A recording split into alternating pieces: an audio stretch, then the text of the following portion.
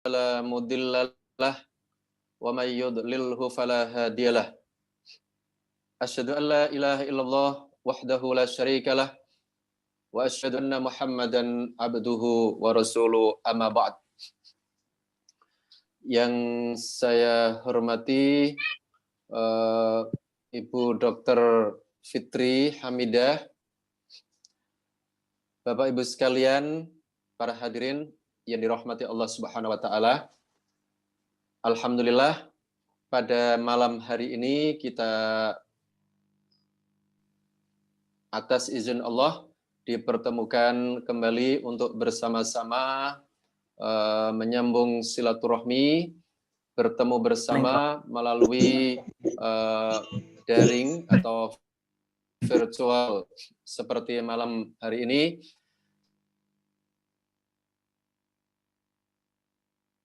Dalam keadaan sehat walafiat dan dilindungi oleh Allah Subhanahu wa taala. Bapak Ibu sekalian yang dirahmati Allah Subhanahu wa taala, pada malam hari ini kita spesial akan bersama-sama menjelajah Turki. Turki seperti yang sudah ditayangkan dalam video oleh Dr. Fitri tadi, kita bisa menyaksikan bersama tadi sebuah negara, sebuah kota besar yang sangat indah dan modern. Dan Turki adalah negara Islam, di mana 99% lebih penduduknya menganut agama Islam. Kenapa kita tertarik untuk membahas atau menjelajah ke Turki ini? Padahal penawaran lain tentu banyak Bapak Ibu sekalian. Ada yang terdekat misalnya Malaysia, terdekat ada Singapura, ada Bangkok. Yang jauh selain Mesir yang kemarin kita bahas atau Aqsa, ada di situ Eropa, ada kemudian ada Rusia dan lain sebagainya. Kenapa kita mengangkat Turki? Alasannya simple, bahwasanya Turki adalah salah satu destinasi yang sangat baik, sangat bagus untuk kita kunjungi, karena di situ adalah negaranya bersih. Dan Bapak-Ibu sekalian, Turki mempunyai sejarah yang cukup panjang sekali. Bukan Turkinya, tapi sebelum Turki ternyata ada ratusan tahun sejarah peradaban Islam yang ada di Turki sana. Maka dalam pembahasan kita pada malam hari ini, Bapak-Ibu sekalian, akan dibagi menjadi dua bagian. Karena tidak elok dan tidak tepat kalau kita membahas Turki hanya sekedar tempat-tempat wisata, misalnya Hagia Sophia, terus Bosporus dan sebagainya. Itu sekelumit selesai dan Bapak Ibu sekalian bisa mengakses lewat internet sangat gampang sekali. Tapi Bapak Ibu sekalian, di Turki yang saat ini akan kita kunjungi, kita jelajahi sejarah yang sangat, misalnya ada Hagia Sophia yang selama bulan Juli kemarin itu ramai dibahas di media internasional, media nasional. Kita disuguhi dengan berita-berita Hagia Sophia. Bagaimana Erdogan mendapatkan kecaman dari Yunani, kecaman dari Prancis, negara-negara Eropa, karena mengubah sebuah museum menjadi masjid. Kita tidak melihat Hagia Sophia ini atau Hagia Sophia saat ini, bukan itu yang kita lihat. Tapi ternyata ini adalah runtutan perjalanan sejarah ratusan tahun yang silam. Terus ada lagi Masjid Biru atau Masjid Sultan Ahmad. Ada lagi Istana Topkapi. Ini semua perlu kita urai, tidak ujug-ujug kita melihat gambar, melihat oh sholat Bosphorus seperti itu, tapi kita harus bagi Turki ini pertama sebelum Turki modern. Sebelum Turki modern yang dipimpin oleh Erdogan saat ini, yaitu Turki pada zaman Khilafah Utsmaniyah atau dinasti Utsmaniyah. Dan yang kedua, pembahasan kedua adalah Turki modern dan Turki saat ini. Bapak Ibu sekalian dirahmati Allah Subhanahu wa taala, kalau kita bicara Turki, ternyata Turki ini adalah sebuah negara yang dulunya mempunyai sejarah Islam yang sekalian. Agama Islam, pemerintah Islam berkuasa di Turki saat ini selama 625 tahun, 6 abad lebih. Bisa dibayangkan Bapak sekalian, segitu lamanya, ratusan tahun, Islam bisa ditegakkan dengan sistem khilafah. Maka kita juga kadang heran Bapak Ibu sekalian, orang menolak khilafah. Padahal khilafah ini adalah bagian dari sejarah Islam. Dulu itu ada khilafah. Agama Islam ditegakkan melalui khilafah. Dulu tidak ada pemecahan negara Syria, negara Yordania, negara Irak, Iran, Mesir. Tidak ada. Semuanya selama 625 tahun ini dikuasai oleh dinasti Utsmaniyah dengan penerapan syariat Islam. Maka sekarang ini banyak sekali kaum muslimin yang ambilin buku catatan Umi di depan.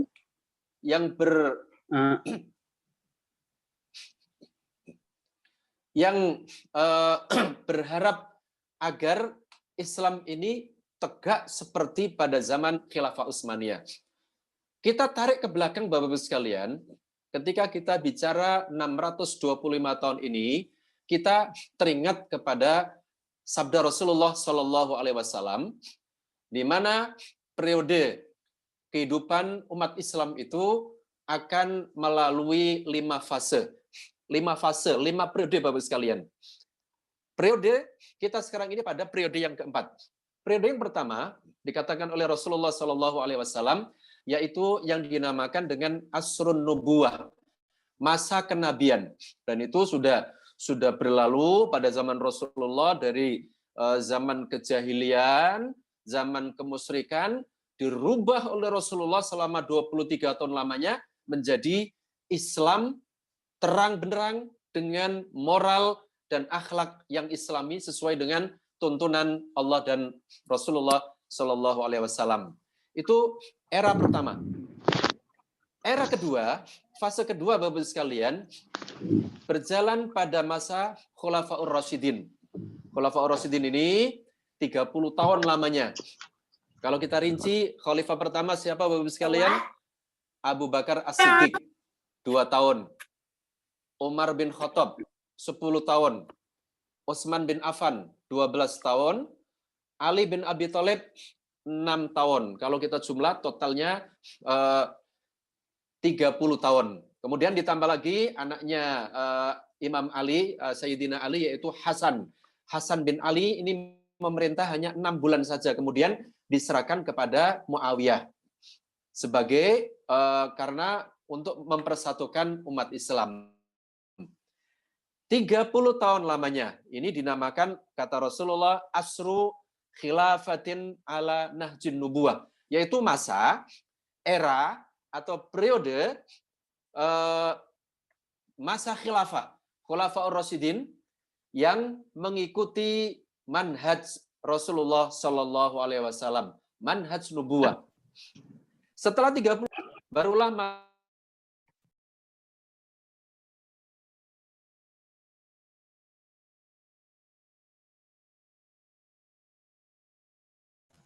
Ustadz, kemute. Maaf Ustadz, mute ya. Ya. Oke. Sudah jelas ya? Sudah kedengaran, Mbak? Sampun. Halo? Sudah ya? Sudah. Ya. Sudah. Ya. Masa ketiga, era ketiga kata Rasulullah yaitu mulkan adzon, yaitu penguasa atau raja yang menggigit. Menggigit maksudnya yang berpegang teguh dalam menerapkan syariat Islam, menerapkan ajaran Islam, menerapkan ajaran Islam itu betul-betul menggigit, betul-betul memegang kuat. Nah ini ada tiga kekhalifahan Bapak Ibu sekalian. Yang pertama siapa?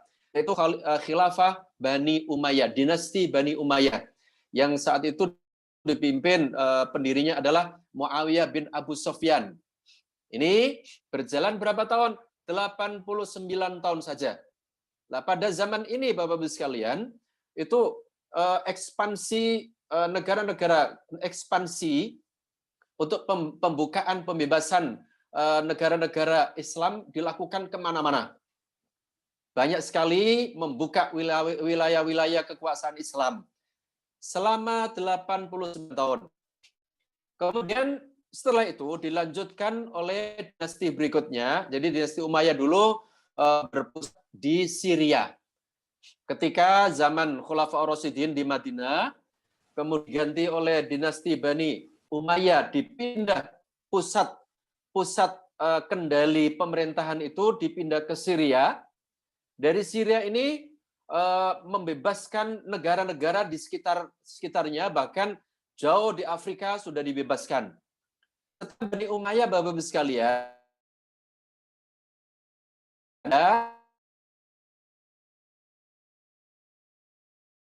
ini di Baghdad, berpusat di Baghdad.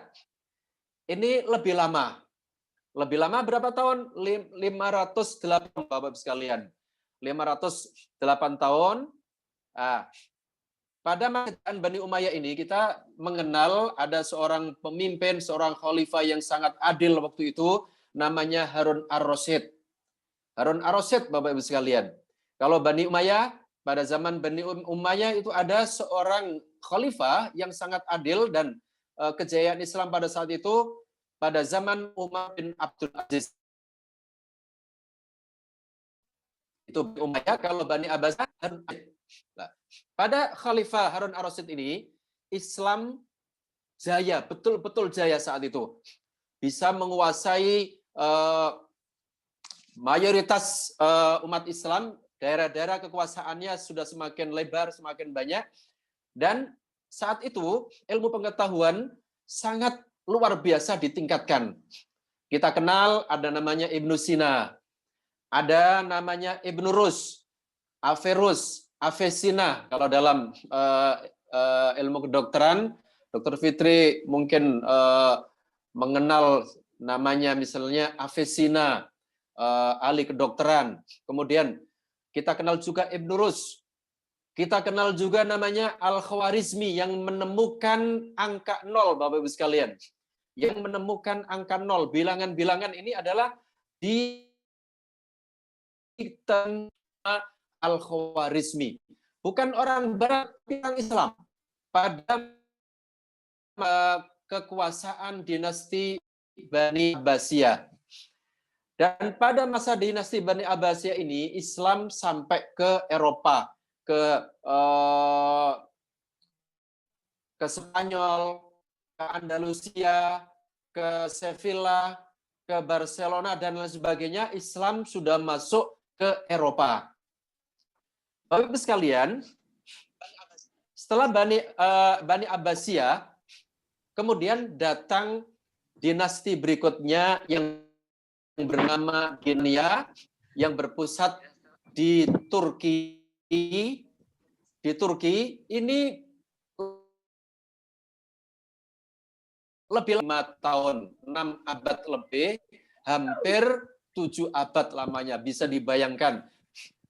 Sekarang ini kita di Indonesia, usia Republik kita baru 70 berapa sekarang ini? 40 berapa? Peringatan 17 Agustus kemarin itu baru berapa puluh tahun. kita merasakan sudah cukup lama. Lah ini Bapak Ibu sekalian, di khilafah dinasti Utsmaniyah ini 625 tahun, menguasai 2/3 dunia. Pada saat itu Bapak Ibu sekalian, negara-negara seperti Belanda, seperti Jerman, ketakutan berhadapan dengan dinasti Utsmaniyah ini. Nah ini banyak orang menginginkan di mana Islam ini bisa kembali, bisa seperti zaman dahulu ditampilkan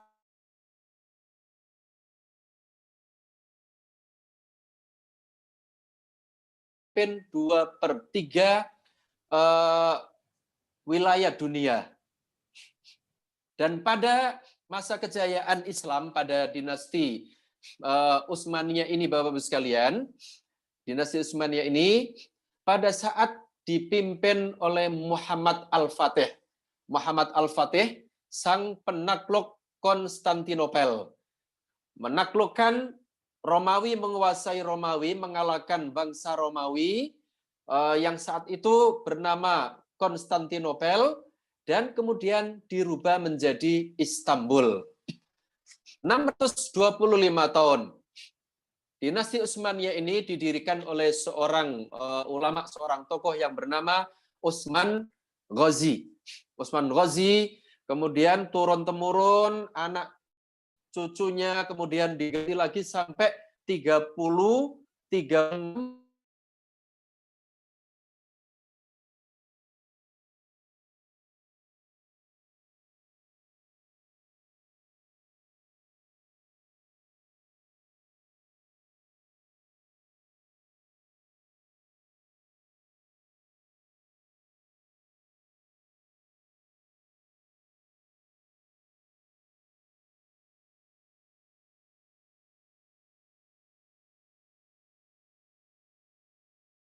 good morning, good evening, good night, diganti selamat pagi, selamat siang, selamat malam.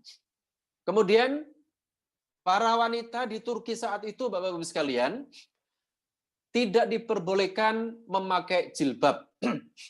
Jadi adzan dilarang, jilbab dilarang, adzan tidak boleh dikumandangkan secara keras dengan pengeras suara. Maka pada tahun 1923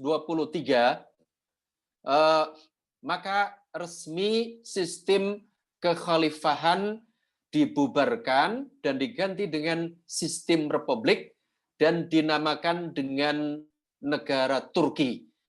Maka kita mengenal saat ini Bapak-Ibu sekalian, namanya negara Turki itu adalah yang membikin, yang merintis, yaitu seorang pemimpin yang pertama kali saat itu, Mustafa Kemal Atatürk, seorang pemimpin yang sekuler, pemimpin sekuler yang disusupkan untuk menghantam umat Islam, pemerintahan Islam dari dalam, dan memang akhirnya betul-betul runtuh dan hancur. Pada tahun 1924, Majelis Agung Nasional, kalau sekarang ini mungkin di Indonesia mungkin MPR-nya atau DPR, resmi mencabut sistem khilafah, sistem kedinastian, diganti dengan sistem republik sampai saat ini, dan Turki menganut ajaran sekuler. Turki saat ini meskipun masyarakatnya adalah mayoritas masyarakat Muslim, tapi sistem pemerintahan adalah menganut pemerintahan sekuler. Bapak Ibu sekalian, ini sebagai background untuk kita masuk kepada pembahasan kedua, yaitu Turki pada masa sekarang ini. Bapak Ibu bisa melihat Turki melalui peta Turki yang ada di layar kita ini Bapak sekalian. Kalau kita lihat petanya, kita lihat peta Turki.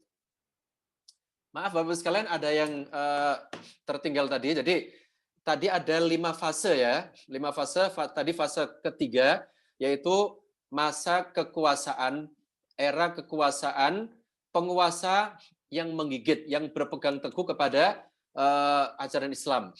Yang keempat, yaitu penguasa yang otoriter, yaitu mulai jatuhnya dinasti Utsmaniyah sampai sekarang ini kita Bapak-Ibu sekalian, kita memasuki pada masa atau era yang keempat, yaitu pemerintahan diktator, di mana umat Islam di mana-mana ditindas, umat Islam di mana-mana dizolimi, diintimidasi, para pemimpin berkiblat kepada barat, mereka mementingkan diri sendiri, mereka rakus kekuasaan.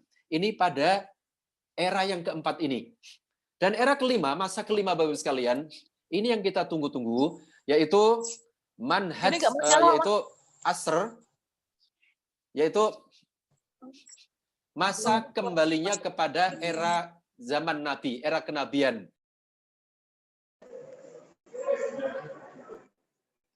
Kenapa ya? Aku bingung.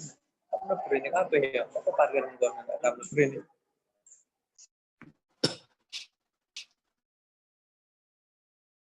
Sekarang kita lihat peta Turki ini. Kalau kita lihat di Dena ini Bapak-Ibu sekalian, Turki ini dibatasi oleh negara-negara sekelilingnya. Misalnya dari utara. Dari utara itu yang atas Bapak-Ibu sekalian. Kalau kita lihat atas itu utara. Berbatasan dengan Laut Hitam. Laut Hitam, kemudian selatan yang bawah warna biru ini, itu adalah Laut Mediterranean. Nah, disinilah sekarang Turki ini lagi konflik dengan Yunani, Bapak-Ibu sekalian. Konfliknya masalah apa? Yaitu masalah perebutan sumber daya alam, yaitu pengelolaan gas alam. Pengelolaan gas alam di pantai lepas Laut Mediterranean. Yang bawah itu, warna biru bawah itu Bapak sekalian, sekarang ini lagi clash antara Turki dengan Yunani. Apalagi diperparah dengan dirubahnya fungsi Hagia Sophia dari museum menjadi masjid. Ini Turki, Yunani sangat mengecam keras kepada Erdogan, Bapak-Ibu sekalian. Kenapa museum yang sebagai lambang kebersamaan antara Islam dan Nasrani tiba-tiba dirubah menjadi masjid. Nah, kemudian Turki, Bapak-Ibu sekalian, berbatasan dengan arah timur dengan Georgia. Kemudian Armenia, Azerbaijan, timur itu sebelah ini ya, kalau lihat peta, sebelah kanan Bapak-Ibu sekalian. Sebelah kanan warna ini ada Georgia, Azerbaijan. Kemudian Irak ini di sebelah tenggara, Irak, kemudian Suriah. Kalau Bapak-Ibu sekalian lihat Syria, Bapak-Ibu sekalian, itu kan sangat dekat sekali dengan Turki. Maka pada beberapa tahun yang lalu, ketika meletus perang saudara di Syria, Bapak-Ibu sekalian, Turki banyak menampung para pengungsi dari Syria, dari Aleppo, kemudian dari Damaskus, kemudian keluar ditampung di Turki sebagai pengungsi. Dan sebaliknya, Turki juga aktif mengirim bahan-bahan makanan, misi kemanusiaan, mengirim tim kesehatan masuk ke Syria melalui pintu ini, pintu perbatasan Turki dengan Syria, masuk ke Aleppo, kemudian masuk ke daerah konflik. Di situ peran Turki sangat luar biasa. Turki berperan penting dalam membantu konflik saudara yang terjadi di Syria pada saat itu, Bapak-Ibu sekalian. Dan sampai sekarang ini ribuan, bahkan ratusan ribu atau mungkin bahkan jutaan para pengungsi korban perang Syria ditampung di Turki, di dekat perbatasan dengan Syria ini, diberikan penghidupan, makan, minum, tempat tinggal gratis. Ini luar pemimpin Turki saat ini, Erdogan ini sangat luar biasa dan disegani oleh masyarakat, baik masyarakat Muslim maupun non-Muslim. Kemudian Turki juga Bapak-Ibu sekalian berbatasan dengan Barat. Kalau Barat ini sebelah kiri ya, sebelah kiri ini dengan Yunani, kemudian dengan Bulgaria. Sebelah kiri Yunani, Greece itu Yunani, kemudian Bulgaria. Ini Bapak-Ibu sekalian.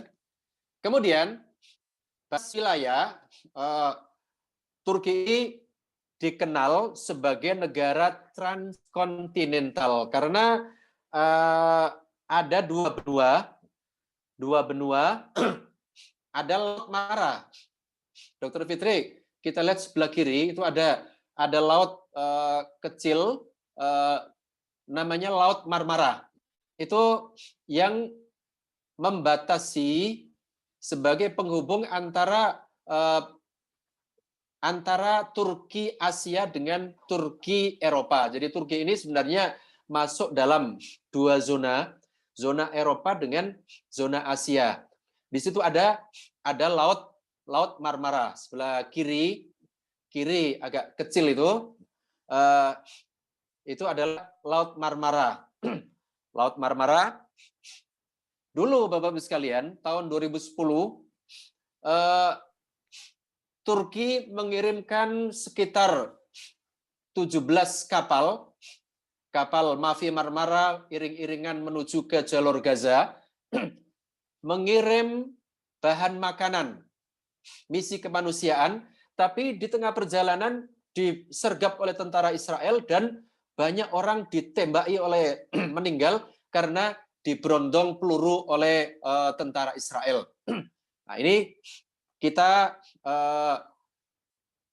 tentang peta Turki, Bapak-Ibu sekalian, peta Turki dan batas wilayah. Selanjutnya kita lihat slide berikutnya. Kita buka pada slide berikutnya.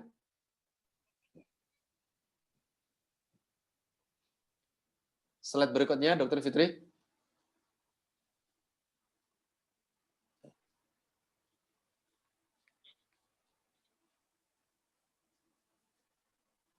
Lanjut.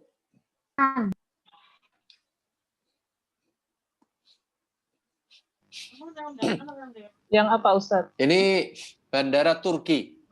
Ya, Mbak. Bandara, ya. Bandara Turki, lanjut. Ya. Setelah bandara Turki namanya Atatürk Airport. Musim. Di Turki ada 4 musim. Di atasnya, Dok. Atasnya lagi musim. Di Turki ada 4 musim. Musim dingin, yaitu pada bulan Desember dan sampai Februari. Kalau Bapak Ibu sekalian merencanakan perjalanan musim bulan apa? Karena di sana ada 4 musim. Pertama, Desember sampai Februari itu adalah musim dingin. Musim dingin 0 sampai 19 derajat Celcius. Sampai turun salju segala. Kemudian setelah musim dingin, Maret sampai Mei, bulan Maret sampai Mei, itu masuk musim semi. Di sini ketika bunga-bunga yang sangat indah, bunga tulip dan lain sebagainya, mulai Maret sampai Mei. Kemudian musim panas itu terjadi bulan Juni sampai Agustus. Jadi kalau ke Turki antara Juni sampai Agustus tidak melihat banyak pemandangan, gersang semua, tidak ada salju, tidak ada apa-apa. Kemudian musim gugur September sampai November. Baik, musim yang paling baik untuk ke Turki adalah Desember sampai Februari. Baik, kita lihat slide berikutnya.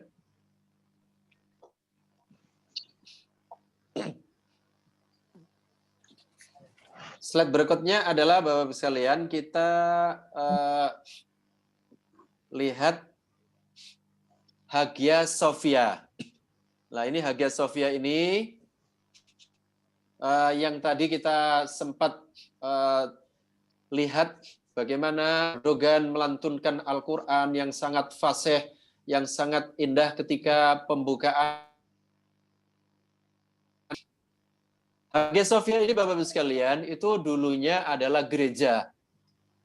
Hagia Sophia ini dalam sejarahnya dia melewati 4 era kepemimpinan. 4 era kepemimpinan. Pertama, Hagia Sophia dia pada awal abad ketiga, Kekaisaran Bizantium pada saat itu, Hagia Sophia ini dibangun memang tujuannya sebagai gereja, tempat ibadahnya orang Nasrani. Namun, ketika zaman dinasti Utsmaniyah, pada saat itu era Kesultanan Ottoman, Utsmaniyah, gereja ini dirubah menjadi masjid oleh Sultan Muhammad Al-Fatih. Muhammad Al-Fatih, penakluk Konstantinopel yang mendirikan kota Istanbul, merubah fungsi gereja menjadi masjid saat itu. Nah, kalau kita lihat di gambar yang bawah, itu di depannya waktu itu masih ada gambar patung Bunda Maria. Nah, kemudian ketika dirubah menjadi masjid, ditambahi depannya, ditambahi mihrab, tempat imaman. Kemudian patung atau gambar Bunda Maria itu ditutup dengan cat atau dengan bahan-bahan penutup sehingga tidak mengganggu sholat. Kemudian pada saat itu Bapak-Ibu sekalian, bangunan gereja ini ditambah dengan 4 menara adzan. Ada 4 menara adzan dibangun pada zaman Khalifah atau Sultan Muhammad Al-Fatih. Kemudian ditambah lagi dekor-dekor tulisan Arab, tulisan Muhammad, tulisan Allah, tulisan Ali, dan nama-nama lain sebagainya. Ini pada zaman Sultan Muhammad Al-Fatih. Kemudian era ketiga, masuk era kepemimpinan ketiga, yaitu pada zaman Kamal Atatürk. Presiden sekuler, laknatullah alaihi, dia rubah lagi, fungsi masjid ini dirubah menjadi museum. Dirubah menjadi museum, dan museum ini karena bisa mendatangkan wisatawan dalam 1 tahunnya itu sampai 3 juta orang, Bapak sekalian, ditulis dalam beberapa artikel, beberapa buku tentang Istanbul, diceritakan bahwasanya dalam setahunnya mendatangkan 3 jutaan wisatawan, sampai Hagia Sophia ini didaftarkan sebagai warisan dunia di UNESCO.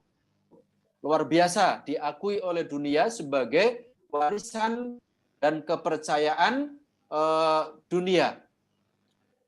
Mulai dari zaman Kemal Atatürk ini sampai sekarang ini, sampai Erdogan ini, Erdogan ingin mengembalikan kejayaan umat Islam dengan simbol utamanya adalah Hagia Sophia ini sebagai ikon utama yang dulu masjid dikembalikan fungsinya menjadi masjid, dan tanggal 20 Juli 2020 kemarin resmi dibuka untuk sholat pertama kali, sholat Jumat, sholat di Masjid Hagia Sophia, dihadiri oleh ribuan orang, memenuhi masjid dan bahkan sampai keluar area masjid.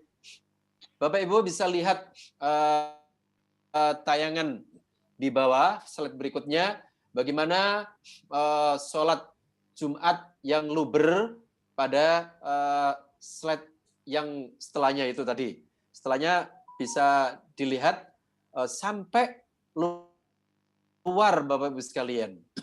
Nah, ini Hagia Sophia.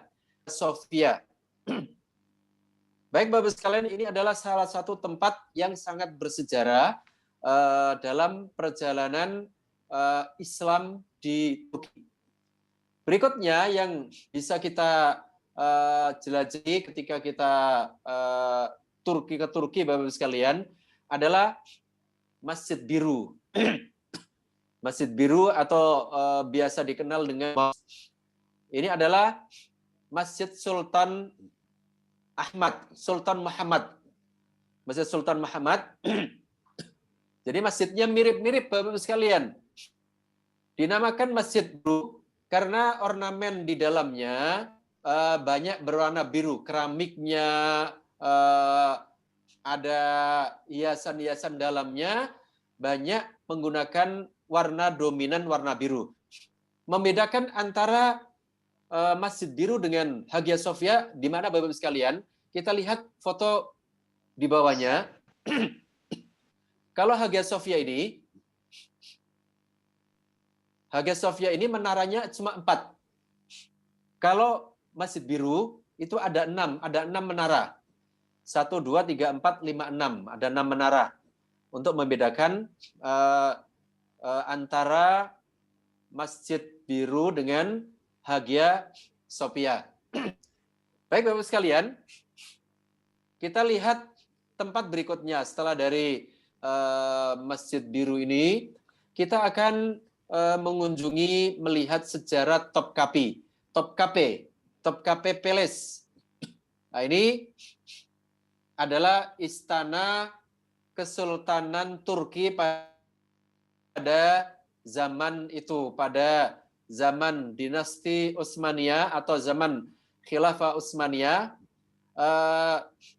sebuah istana yang sangat besar dengan ukuran 700.000 meter persegi. Ini luasnya 700.000 meter persegi Bapak Ibu sekalian. Kalau kita masuk ke sini sangat capek sekali, tidak cukup 1 hari. Kalau kita berniat mengunjungi Topkapi, museum istana dinasti Utsmaniyah, maka dianjurkan datangnya pagi-pagi. Karena kalau agak kesiangan, tidak cukup. Kita hanya mendapatkan capek saja. Jalannya sangat jauh sekali masuk ke dalam. Di mana pintu gerbangnya adalah pada slide kedua. Pada slide kedua, Bapak Ibu sekalian. Di sini banyak sekali replika peninggalan Rasulullah, kemudian para sahabat, para raja-raja dinasti Utsmaniyah, kemudian ada replika tongkat Nabi Musa, kemudian ada bekas kaki Rasulullah Shallallahu Alaihi Wasallam replika, kemudian yang menarik di situ Bapak-Ibu sekalian, ada namanya surat yang ditulis Rasulullah, yang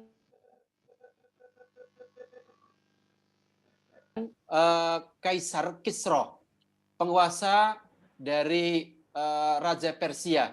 Raja Persia itu namanya Kisra, kalau Raja Romawi namanya Kaisar. Ini Bapak-Ibu sekalian, dalam tayangan ini adalah surat Rasulullah yang dikirimkan kepada Raja Persia dan Raja Romawi pada saat itu. Bisa dibayangkan pada tahun ke-7 Hijriah, hijrah Rasulullah Shallallahu Alaihi Wasallam pada tahun ke-7, Rasulullah melihat ada 2 negara adidaya saat itu. Yang pertama adalah Persia, yang kedua adalah Romawi.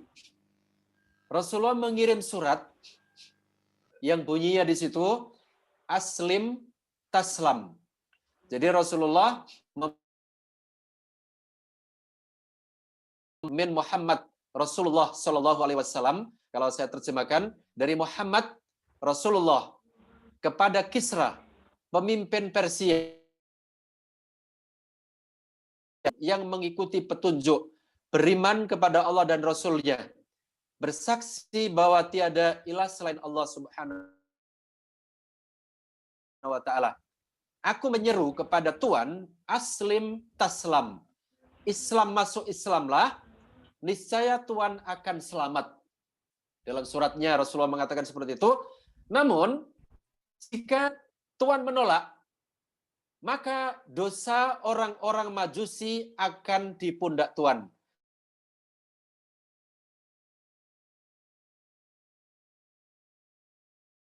Saat itu ibadahnya, agamanya apa Bapak sekalian? Yahudi kah atau Nasrani? Bukan. Bukan Yahudi, bukan Nasrani, tapi Majusi. Mereka menyembah api Bapak sekalian. Menyembah api. Dan ketika Rasulullah dilahirkan, tiba-tiba api itu lenyap, api itu mati, padam Bapak sekalian. Setelah 7 tahun Rasulullah di Madinah, Rasulullah mengirimi surat dengan bunyi seperti ini. Kemudian distempel dengan stempel cincin Rasulullah yang ada tulisannya Muhammad Rasulullah Sallallahu Alaihi Wasallam. Kisra melihat dan membaca surat tersebut, kemudian disobek-sobek, kemudian disuruh kembalikan salah satu daripada yang mengantar surat tersebut, dipenggal lehernya, dan kemudian lapor kepada Rasulullah. Rasulullah kemudian tersenyum dan mengatakan, lihat apa yang akan terjadi pada waktu yang akan datang. Ternyata Bapak-Ibu sekalian, surat Persia kemudian dikalahkan oleh Romawi. Kemudian beberapa tahun kemudian Romawi juga dikalahkan oleh Rasulullah, oleh umat Islam. Maka cerita ini Bapak-Ibu sekalian, kalau kita bicara masalah surat ini, kita teringat atau kembali kepada surat Ar-Rum. Surat Ar-Rum ayat Mim, ghulibatir Rum. Alif Lam Mim, ghulibatir Rum. Bangsa Romawi akan dimenangkan. Ketika Rasulullah Shallallahu Alaihi Wasallam, ketika suratnya dirobek-robek oleh Kisra, Rasulullah mengatakan bahwasanya Persia akan hancur dan kalah. Dan ternyata terbukti Persia ini kemudian dikalahkan oleh Romawi. Ghulibatir Rum. Bangsa Romawi memenangkan peperangan pada saat itu. Kemudian Allah mengatakan, fi adnal ardi wa hum mim ba'di khalafihim sayaglibun. Setelah beberapa tahun, tidak sampai 9 tahun, Romawi ini akan dikalahkan oleh umat Islam. Dan betul, tidak lama kemudian, tidak sampai 9 tahun Bapak-Ibu sekalian, pasukan umat Islam menyerbu, berperang, berhadapan-hadapan dengan pasukan Romawi yang jumlahnya hanya 24.000, dipimpin oleh Panglima Khalid bin Walid, dimenangkan oleh umat Islam. Maka mukjizat Allah, mukjizat Rasulullah, sebagaimana dalam surat Ar-Rum, wahum mim ba'di khalafihim sayaglibun. Tidak sampai fi bid'i sinin, tidak sampai 9 tahun, bangsa Romawi sudah hancur dan dikuasai oleh umat Islam. Bapak-Ibu sekalian, kalau ke Topkapi akan melihat replika surat alaihi wasallam ini. Kita lihat lembar berikutnya, halaman berikutnya.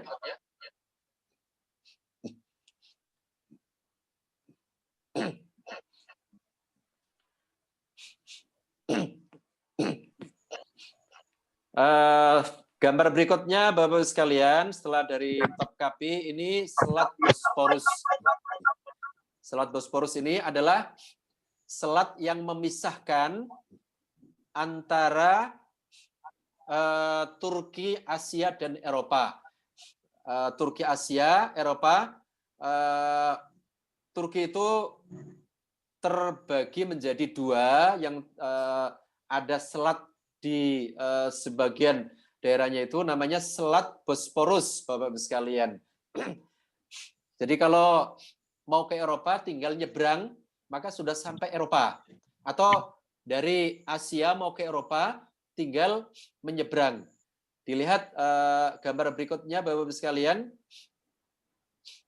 Jembatan penyeberangannya adalah seperti yang ada di gambar gambar ini adalah penyeberangan untuk menuju dari Turki Eropa menuju Turki Asia. Dari sini dulu Bapak sekalian, dulu dari Selat Bosporus ini Bapak sekalian, Sultan Muhammad Al-Fatih berhasil mengalahkan bangsa Romawi, Bizantium atau Konstantinopel bisa dikalahkan melalui Selat Bosporus ini. Dengan pasukan angkatan armada angkatan lautnya bisa menjebol benteng pertahanan Bizantium saat itu atau kekuasaan Romawi saat itu, dan kemudian ditaklukkan atas pimpinan dan pimpinan dari Sultan Muhammad Al-Fatih. Maka kota Istanbul ini adalah kota yang didirikan oleh Sultan Muhammad Al-Fatih, sang penakluk. Kita lihat hipodrom.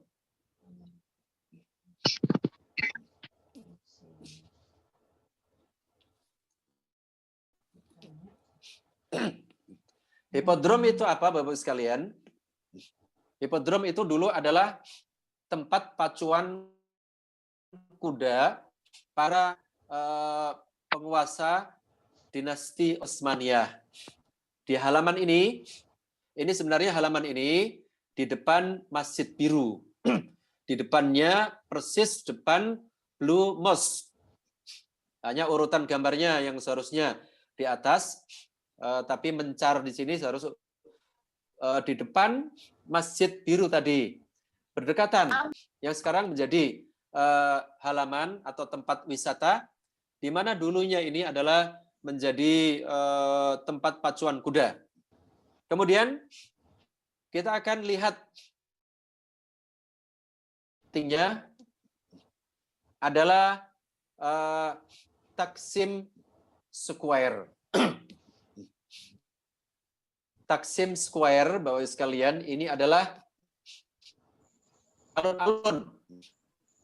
alun-alun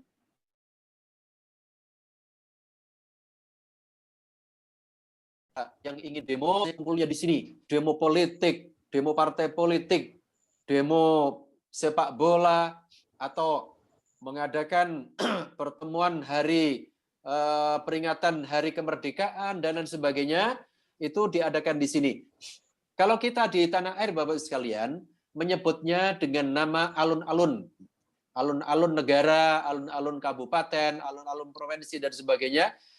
Kalau di barat atau di Turki, mereka biasanya menyebut alun-alunnya itu adalah dengan square, Taksim Square, alun-alun Taksim. Nah, di tengah yang seperti Tugu itu adalah Tugu Republik. Dulu ketika awal menjadi Turki dari sistem dinasti Islamia, dirubah menjadi republik, maka inilah salah satu sebagai tonggak bersejarah, namanya Museum Tugu Republik. Kemudian setelahnya Bapak-Ibu sekalian, kita akan menjelajah melihat Istiqlal Street, adalah jantung Istanbul. Nah, ini jantung kotanya Istanbul. Kalau di Jogja namanya Malioboro-nya. Di sini lengkap, ada tempat hiburan malam, ada kafe, ada pertokoan, butik, ada galeri, ada travel agent travel, ada tempat-tempat bisnis yang kelas menengah ke atas, itu berada di sepanjang Taksim Istiqlal Street ini. Jadi dari Taksim tadi itu jalan terus lurus itu sudah masuk ke Istiqlal ini.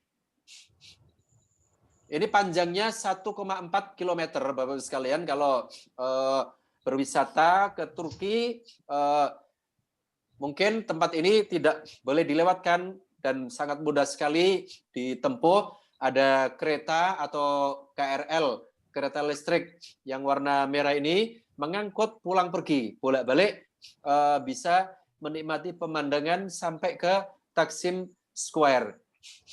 Dulu ketika sesekali pernah ke sana pas pertama kali ke Turki,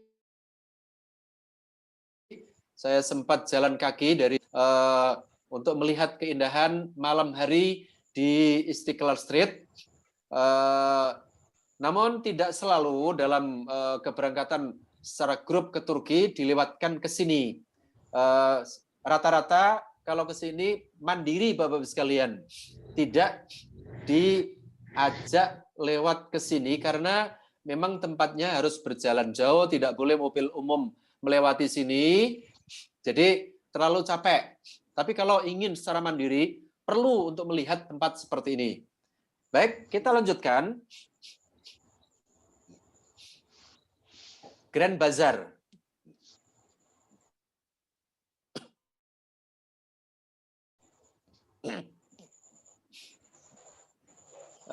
Grand Bazaar ini hampir sama seperti waktu kita melihat di Kairo beberapa waktu yang lalu ada namanya Khan Khalili Bazaar.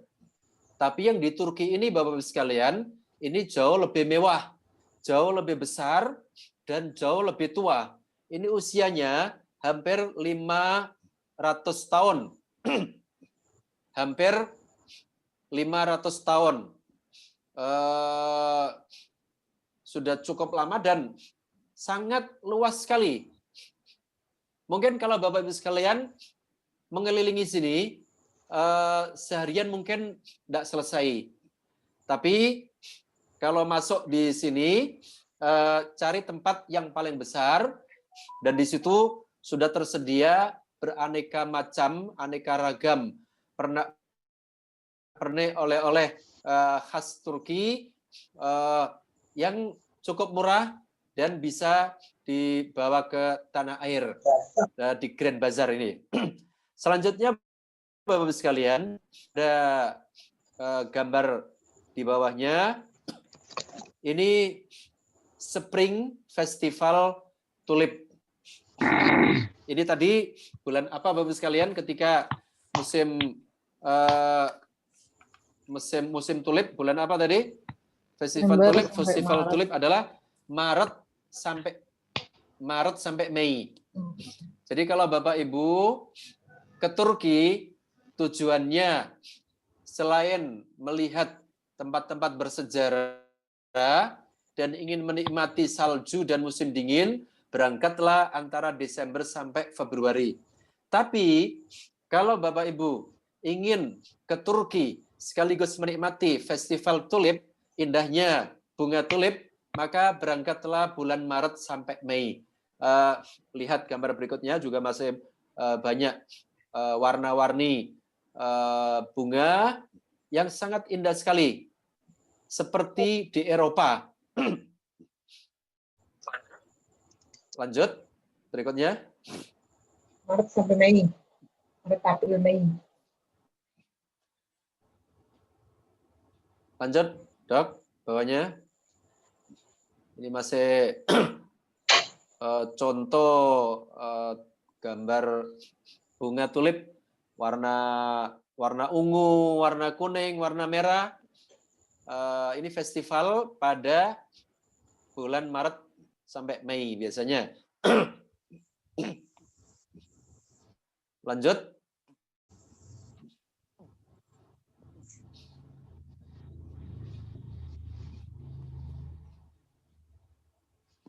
Slide berikutnya.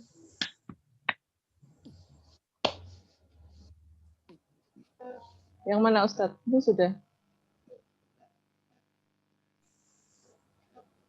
Gambar berikutnya, gambar foto bersama, Dok.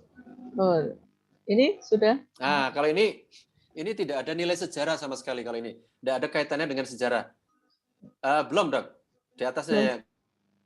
Gambar foto bersama tadi. Ini Contoh bahwasanya Nur Ramadan wisata hampir setiap bulan atau 2 bulan sekali memberangkatkan grup umroh plus Turki.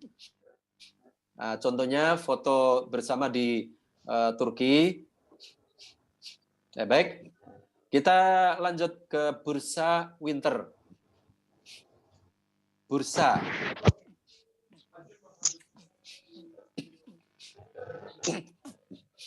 Apa yang Bapak Ibu sekalian dengar dan apa yang Bapak Ibu sekalian ketahui tentang bursa? Biasanya sebagian jamaah itu ke Turki, ingin ke bursa hanya untuk menikmati salju, Bapak Ibu sekalian. Yang mereka kenal bursa itu adalah salju. Mereka ke bursa, melihat bursa sangat kering dan gersang. Mereka kecewa. Oh, kenapa kita ngapain ke bursa? Buang-buang waktu. Jarak dari Istanbul ke bursa 4 jam. Ditempuh 4 jam, sampai sana, kalau musim panas, kelihatan gersang sekali. Kalau musim salju, masih mending, masih bisa melihat salju. Mereka masih mendapatkan kesenangan. Yang dalam mindset mereka ketika tahu bursa itu adalah sekedar itu saja. Padahal bursa, Bapak-Ibu sekalian, ini mempunyai makna sejarah yang sangat penting sekali. Bursa ini adalah ibu kota pertama dinasti Utsmaniyah. Dinasti Utsmaniyah yang didirikan oleh Utsman Ghazi. Pertama kali ibu kotanya adalah di Bursa. Kemudian sebelum dipindah ke Ankara, ini Bursa ini adalah pusat pemerintahan. Dan Bursa ini, Bapak-Ibu sekalian, di sini banyak sekali masjid-masjid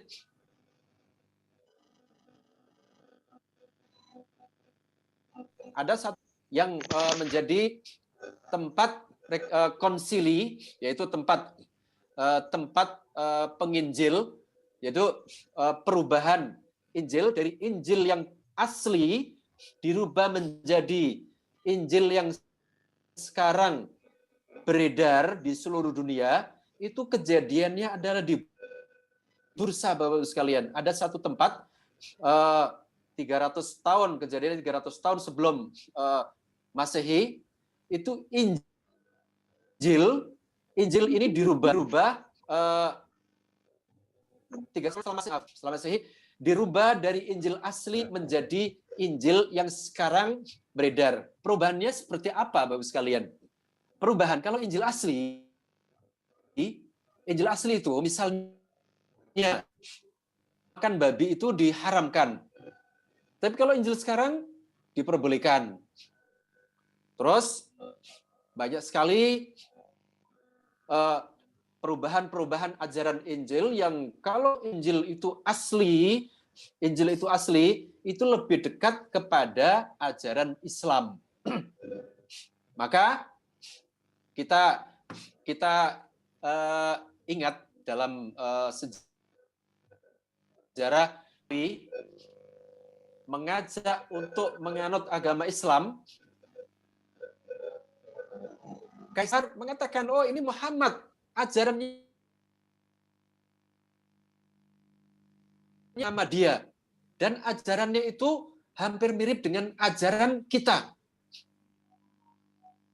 Hampir saja kalau seandainya Kaisar Rom saat itu memanggil para pendeta-pendeta, para uskup-uskup, dan uskupnya itu menerima, maka seluruh Eropa sudah masuk agama Islam. Tapi sayang, Bapak-Ibu sekalian, para uskup menentang, wahai Kaisar, jangan sampai kita mengikuti Muhammad.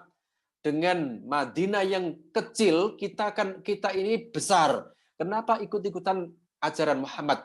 Kita enggak usah ikut-ikutan. Akhirnya ditolak. Jadi ajaran Injil yang asli Bapak Ibu sekalian itu lebih dekat kepada ajaran Islam dan memang ajarannya adalah ajaran Nabi Isa. Sama dengan ajaran Taurat yang asli, ajaran Nabi Musa.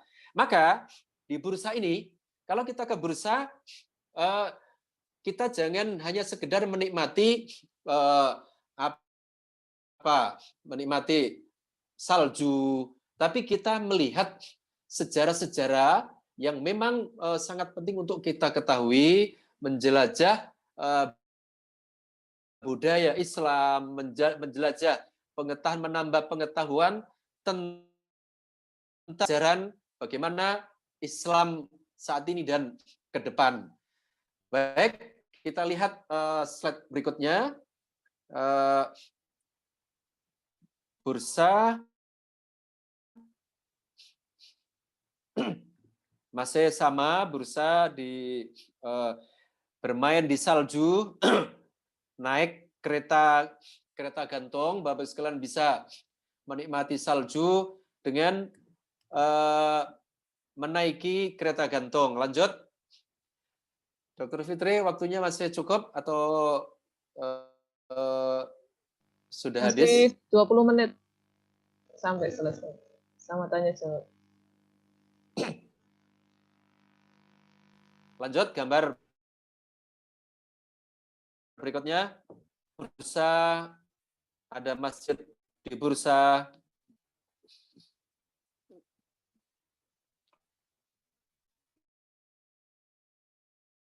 Pak, Dok. Kemudian gambar berikutnya.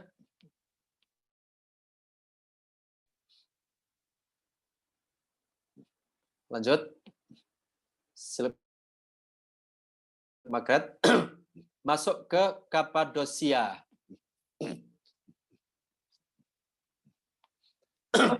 Kapadosia, Bapak Ibu sekalian, jarak dari Istanbul sekitar 12 jam. Jadi kalau Bapak Ibu sekalian umroh plus Turki hanya 3 hari, maka tidak akan sampai di sini karena ini harus butuh waktu beberapa hari. Programnya harus minimal 6-7 hari di Istanbul. Karena jaraknya dari Istanbul ini kira-kira 12 jam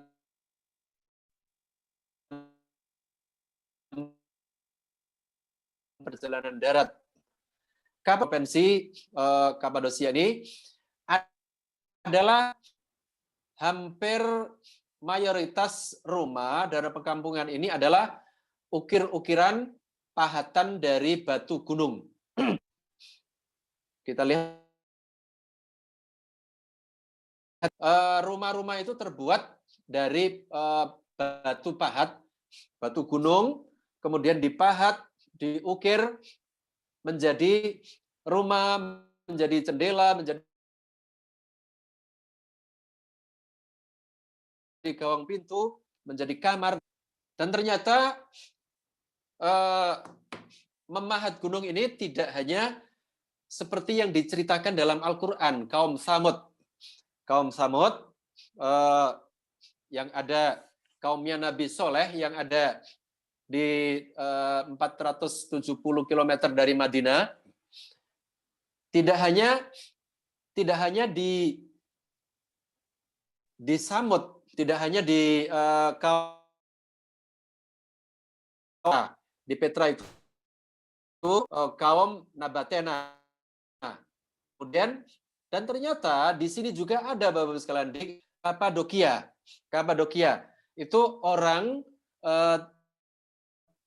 membuat rumah dari pahatan batu yang ada di tebing-tebing gunung, di atas gunung dibikin menjadi rumah. Bapak Ibu kalau datang ke sini menikmati pemandangan rumah sedemikian rupa dan ini banyak merata melewati menggunakan balon udara. Balon udara yang bisa disewa seperti gambar sebelumnya tadi itu, orang naik balon udara untuk menikmati pemandangan rumah yang dibuat dengan bentuk ukiran seperti ini. Kalau di Madinah, di 400 km dari Madinah, itu ada sebuah tempat, yaitu Madain zaman dahulu, mereka memahat gunung.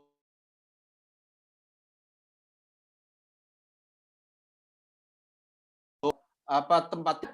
Tapi karena mereka menantang Allah, mereka ingkar kepada Allah, menantang Nabi Saleh, akhirnya mereka ditimpa musibah. Semua bangunan-bangunan itu dihancurkan oleh Allah, dikirimlah petir. Bangunan-bangunan hancur, duduknya mati semua, disiksa oleh Allah Subhanahu wa taala. Kalau ini di Turki ini beda ceritanya, tidak seperti itu. Ini hanya kreativitas dari warga Turki yang ada di dekat Anatolia, atau lebih tepatnya kita bilang Kapadosia. Baik, kita lanjutkan gambar setelah Kapadosia. Ini kita Konya. Konya ini salah satu provinsi di tempat destinasi wisata di Turki. Ini adalah kota santri. Orang Turki mengatakan di mana di sini dulu ada seorang tokoh, Bapak Ibu mungkin sering mendengar, ada seorang ulama, Jalaluddin Rumi, seorang tokoh sufi kelahiran dari Persia.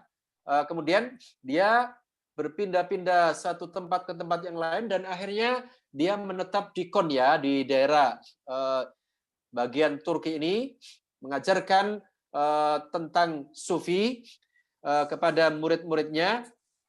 Dan di sini diajarkan namanya tarekat. Ada satu kelompok sufi namanya tarekat Maulawiyah. Tarekat Maulawiyah, atau disebut juga tarekat Jalaliyah. Jalaliyah ini diambil dari kata Jalaluddin Rumi, Jalaliyah. Namun ajaran sufi ini, Bapak-Ibu sekalian, mungkin ada sebagian orang mengatakan tidak sesuai dengan manhaj, dengan tata cara ibadah Ahlussunnah, karena mereka punya tradisi ketika berzikir dengan menari-nari, memutar-mutarkan, berputar-putar keliling, putar-putar bersama-sama keliling dengan membaca zikir, membaca kalimat-kalimat Allah, tapi dengan menari-nari. Ini adalah tarekat ajaran sufi Maulawiyah atau Jalaliyah. Ada sebagian orang yang memang suka dengan faham ajaran sufi semacam ini, mereka mendatangi ke Turki untuk belajar tasawuf, belajar ilmu sufi seperti ini. Nah, ini saya paparkan untuk kita ketahui bahwasanya ternyata di Turki selain tempat-tempat wisata, ada juga kota santri. Dalam istilah mereka kota santri, yang dimana di situ dulu pernah ada seorang penyair, seorang tokoh sufi, tokoh tasawuf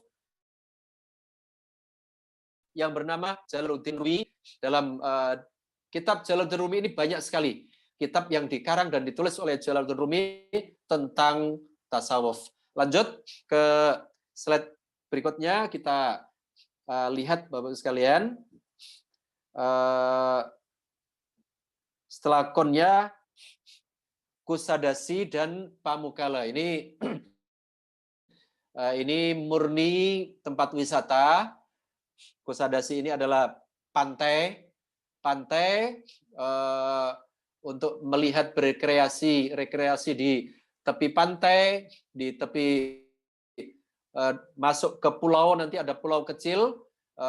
Di sini biasanya kalau musim panas, tempat ini sangat bagus sekali untuk wisata pantai. Dan terakhir, slide terakhir adalah Pamukkale. Pamukkale ini adalah tempat pemandian air panas, air hangat yang katanya bisa menyembuhkan rematik, asma dan lain sebagainya, ada di Pamukkale sini.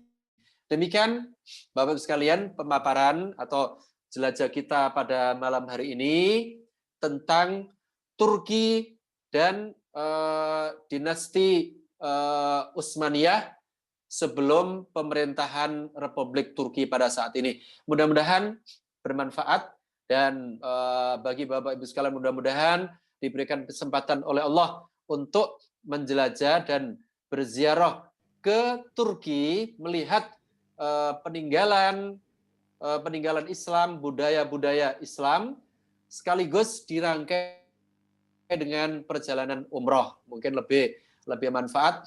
Atau kalau tidak, karena umroh saat ini agak sulit dan ketat, bukan sulit ya, ketat dengan aturan social distancing, aturan protokol COVID-19, mungkin sebagian orang memilih opsi Turki. Jadi tema yang diangkat pada malam hari ini adalah sangat cocok sekali untuk sebagai solusi alternatif bagi sebagian masyarakat yang belum berminat untuk umroh di musim saat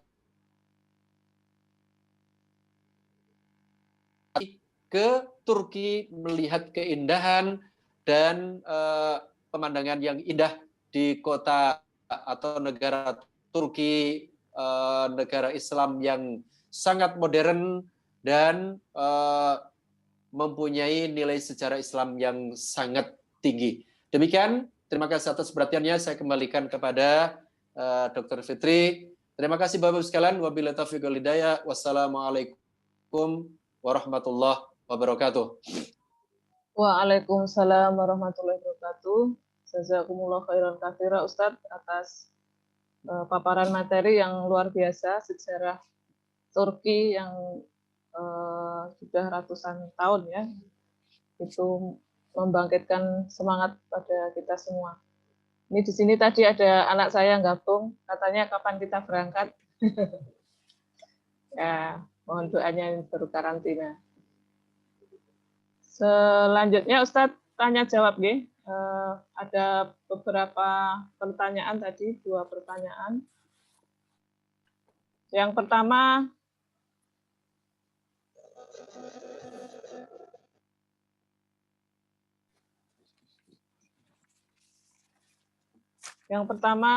tadi Ustadz menyampaikan surat Ar-Rum ya, ayat 2 itu. Artinya yang benar seperti apa? Tadi Ustadz menyampaikan bangsa Romawi dimenangkan, yang benar dimenangkan atau dikalahkan. Monggo Ustadz langsung.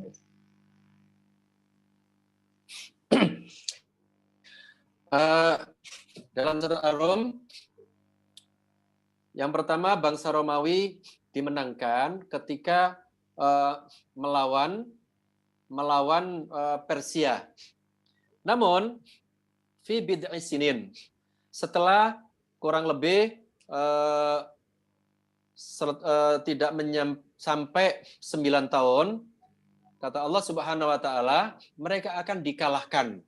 Mereka akan dikalahkan. Yang mengalahkan siapa? Yang mengalahkan adalah Sallallahu Alaihi Wasallam yang dipimpin oleh Khalid bin Walid. Jadi saat itu Bapak Ibu sekalian, di dunia pada zaman itu saat itu adalah tahun 7 Hijriah.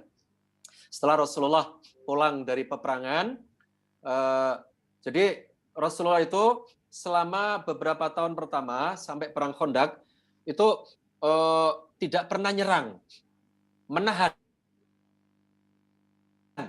bertahan, diserang bertahan dari kemasukan Mekah, bertahan. Lah setelah perang Khandaq tahun ke-6, 5 atau 6, setelah itu baru nyerang, perang Hunain, perang Mu'tah dan sebagainya. Nah, kemudian di situ Rasulullah melihat ada 2 kekuatan dunia yang menguasai 2 negara adidaya. Kalau sekarang ini mungkin ibaratkan adalah Amerika, Cina, Rusia. Rusia dengan Cina mungkin satu blok melawan satu lagi Amerika, mungkin ibaratnya kayak gitulah Bapak Ibu sekalian.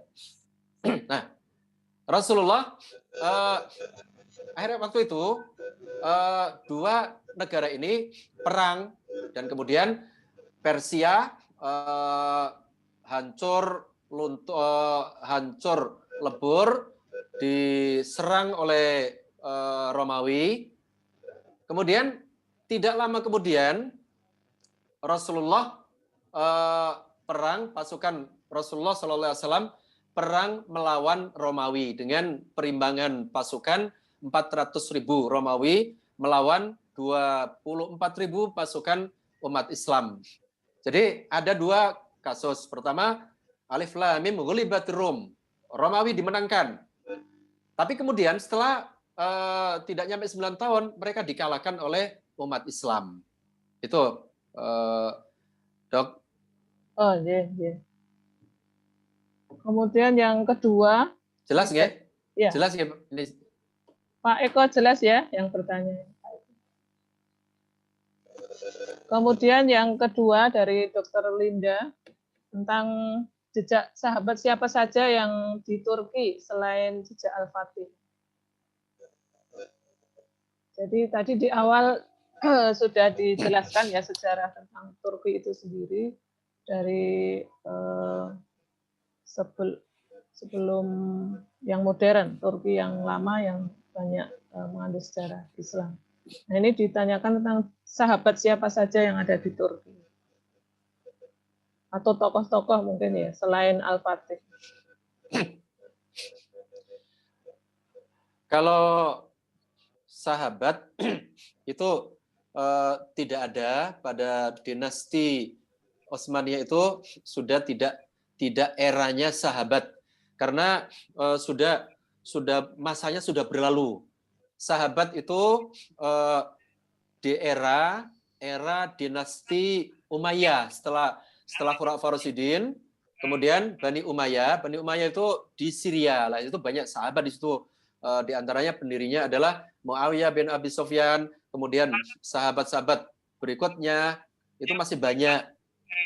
Namun setelah itu sudah habis masa sahabat, kemudian ganti tabi'in.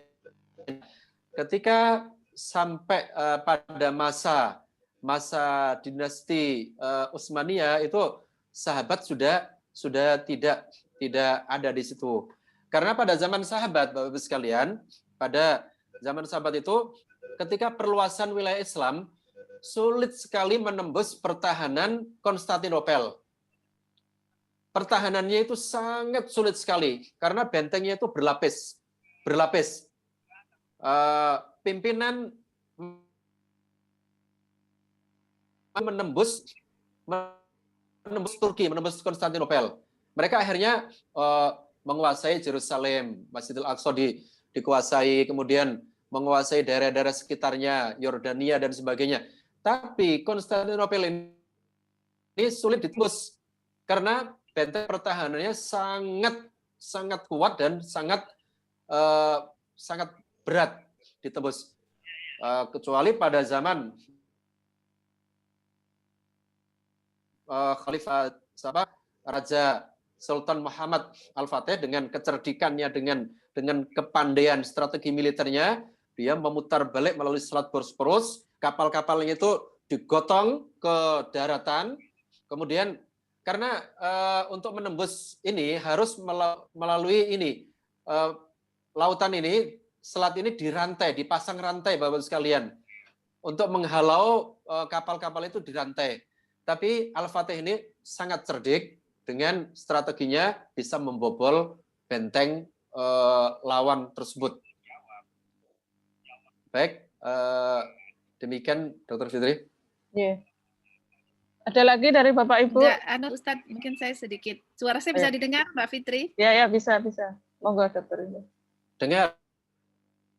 Monggo, Bisa Dr. Linda. Ya, Ustadz. Saat Bu. itu kan ada Abu Ayyub Al-Ansori yang memang beliau waktu itu kan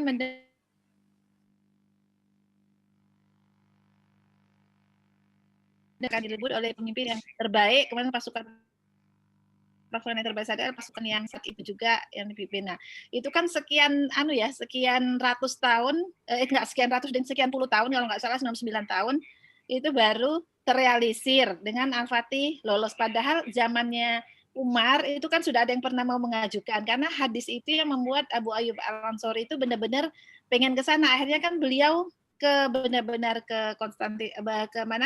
ke Turki, ke Konstantinopel melalui jalur laut dan kemudian meninggal di situ. Nah, yang situs itu loh yang saya itu pengen tahu itu daerah pantai mana, karena saya pernah baca juga.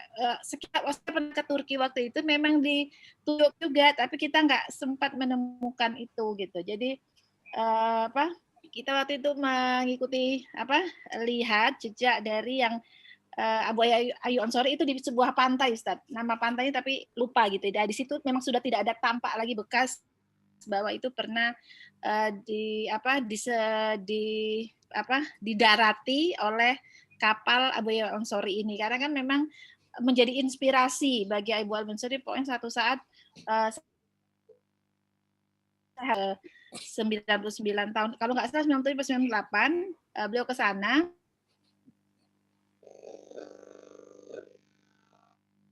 Dari yang dikatakan Rasulullah begitu. Nah, itu pun nggak berhasil kan.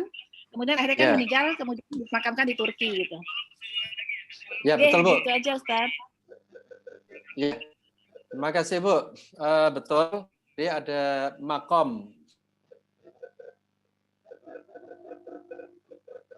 Al-Ansori ini. Namun ini yang penaklukan Konstantinopel ini itu memang sesuai yang diinginkan oleh sahabat tadi, dan pada zaman sahabat atau setelah sahabat ini tidak ada yang bisa menembus Konstantinopel tersebut. Ya, terima kasih Bu atas tambahan informasinya. Ya mungkin Ustadz, ketika nanti ini dipaparkan lagi mungkin itu sekedar usulan aja sih Ustadz. Jadi ketika acara jalan-jalan memang ada sebuah kita pengennya mengikuti jejak-jejak siapa yang kesana. Jadi kayak tadi itu yang Sufi, mungkin nanti kita akan melihat bagaimana perkembangan itu mulai dari khalifah siapa. Jadi ini peninggal. Jadi begitu itu loh, ada kontemplasinya itu loh Ustadz. Nah itu akan lebih bermakna Ustadz. Nanti kalau ada itu nanti mudah-mudahan saya bisa ikut. Ya Bu, makasih Bu. Jadi kalau hanya sekedar jalan-jalan sayang Ustaz, cuma melihat keindahan apa itu sayang banget. Melihat virtual juga bisa, tapi kalau kita datang langsung lokasinya. Jadi sebelum jalan-jalan dipersiapkan ilmunya. Iya, memang waktu itu kami begitu.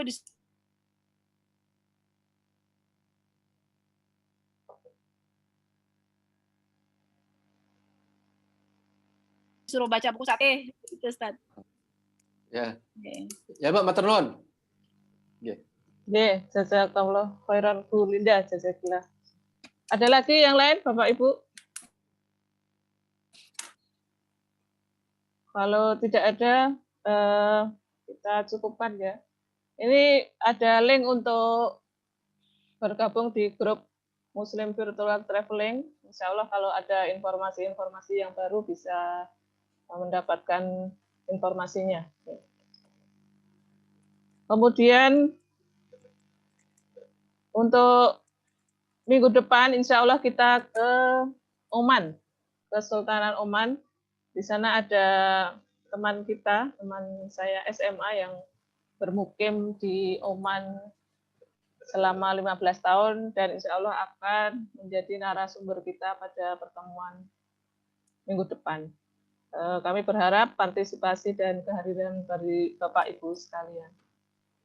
Mungkin itu ya Ustadz, terima kasih sekali atas kehadirannya, atas materi yang disampaikan luar biasa dan semoga ini memberi inspirasi bagi kita dan harapan kita bisa disampaikan ke sana insya Allah. Sebagai penutup, mungkin nanti satu video lagi ya kita putar lagi. Dari saya bila banyak salah saya mohon maaf. Terima kasih sekali lagi pada Ustadz Betul, pada Bapak Ibu sekalian yang telah bergabung. Saya cukupkan sekian. Assalamualaikum warahmatullahi wabarakatuh. Waalaikumsalam warahmatullahi wabarakatuh. Video ya, video.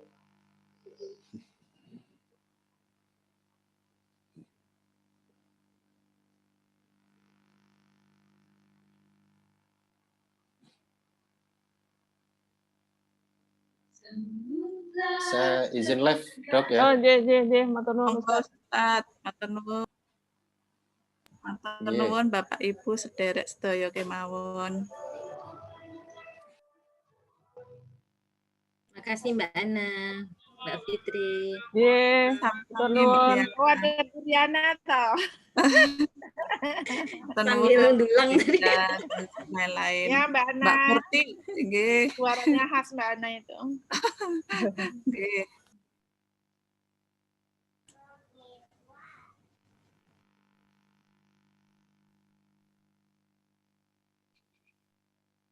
Ini masih ada videonya Mbak Fitri ya? Ada video. Yang tadi sih.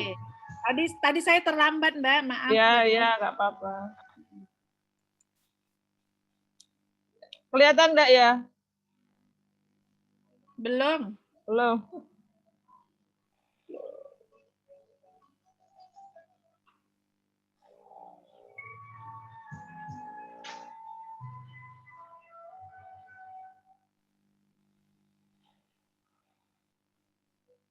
Kelihatan ya? Belum Belum? Belum. Ya sudah sih, tapi belum jalan ya. Nah, hilang lagi.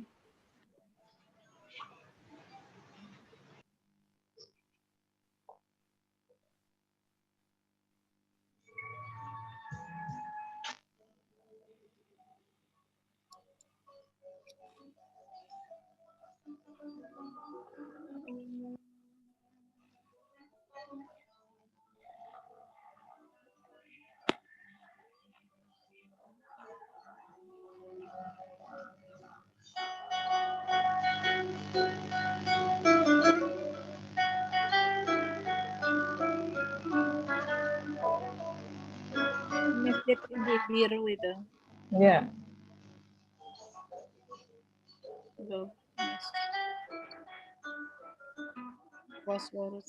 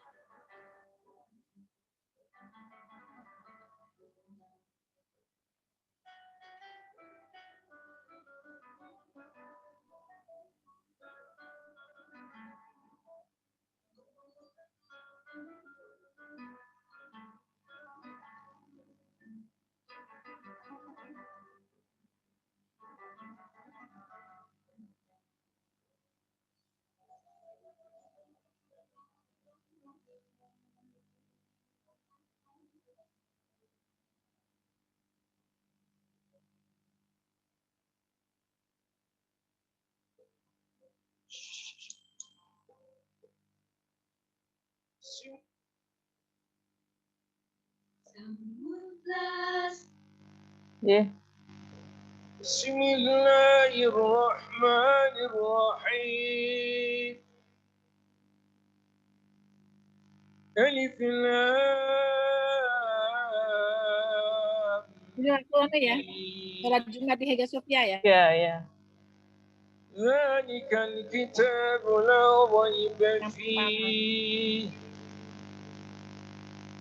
هدى للمتقين الذين يؤمنون بالغيب ويقيمون الصلاة ومما رزقناهم ينفقون والذين يؤمنون بما أنزل إليك وما أنزل من قبلك وبالآخرة هم يوقنون أولئك على هدى من ربهم وأولئك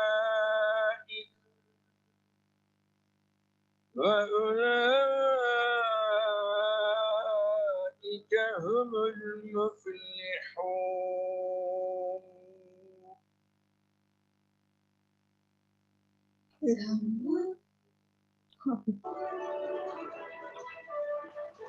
Alhamdulillahi Rabbil Alamin. Oh, ini yang menyelenggarakan Salimah atau Mbak? Ya, Mbak Fitri. IKADI, Bu. Ikut salah. Untuk acara berikutnya itu salah. Bude. Kayaknya IKADI juga ya. Belum.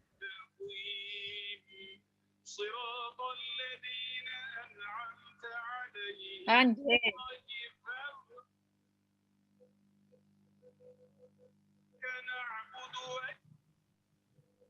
Singkat aja ya.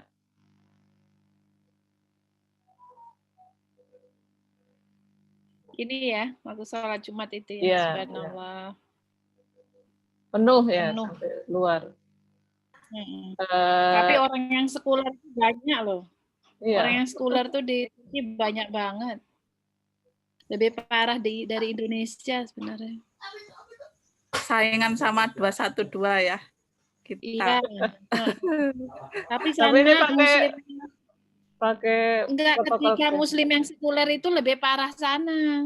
Oh gitu. Karena ya? sikap mereka tuh langsung merokok, sikap mereka tuh langsung apa gitu. Lebih parah sana, tidak apa minuman-minuman keras di jalan itu lebih parah sana kalau sekulernya.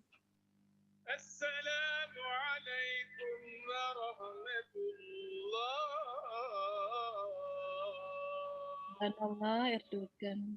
Astagfirullah, astagfirullah, astagfirullahaladzim la ilaha illa al-hayyul qayyum wa atubu ilaih. Lampunya dulu belum ada itu kayaknya Mbak. Oh ya. Belum jadi museum. Tahun berapa Bu? Lampunya belum ada. Tahun 2017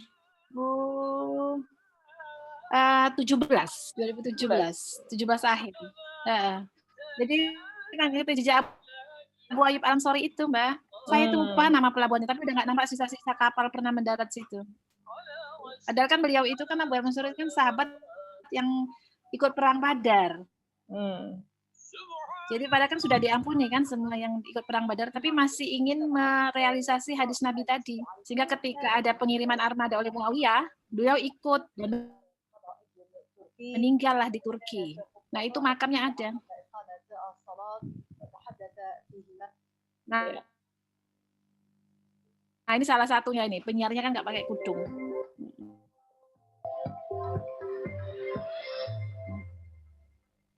Ya, mungkin itu ya Bapak Ibu. Oke, pamit deh. Makasih Mbak Fitri. Ya. Refreshing. Assalamualaikum. Waalaikumsalam.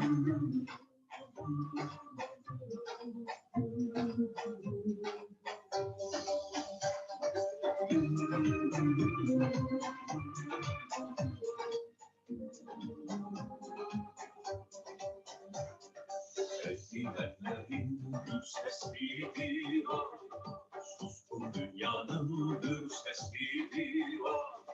Göründüğü gibi olan gücü millet en alan Recep Tayyip Erdoğan. Göründüğü gibi olan gücü millet en alan Recep Tayyip Erdoğan. Recep Tayyip Erdoğan. Recep Tayyip Erdoğan.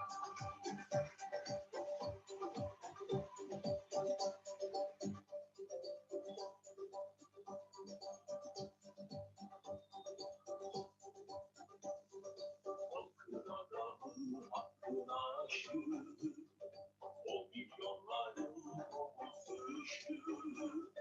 Mazlumlara sırdaş olan gariplere yoldaş olan Recep Tayyip Erdoğan.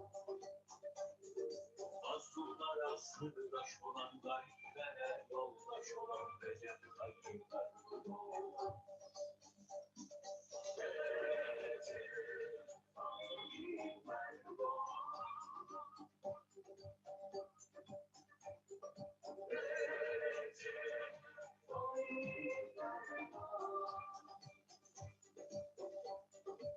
Masya Allah, Mbak Aryati, terima kasih. Maluku jam berapa, Mbak?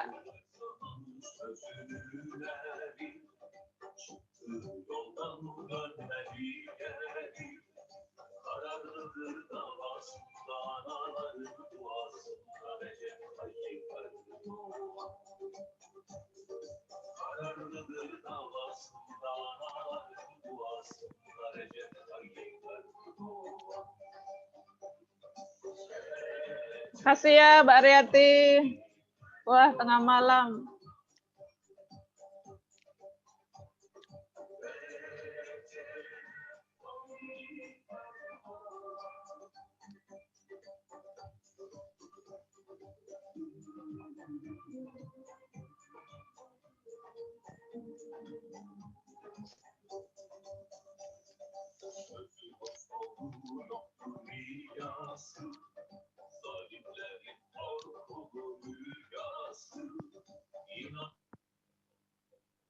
Jadi saya tutup guys, Bapak Ibu, terima kasih semuanya.